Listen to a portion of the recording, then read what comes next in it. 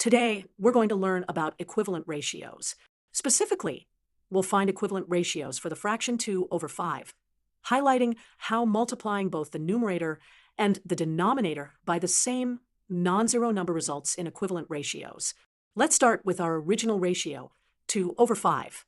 We'll multiply both the numerator and the denominator by different numbers to find equivalent ratios. First, let's multiply both the numerator and the denominator by 2. This gives us 4 over 10. Notice that this new ratio maintains the same proportion as 2 over 5. Now, let's multiply by 3. Multiplying both the numerator and the denominator by 3, we get 6 over 15. Again, this ratio is equivalent to 2 over 5. Let's multiply by 4 next. We end up with 8 over 20, once again maintaining the ratio.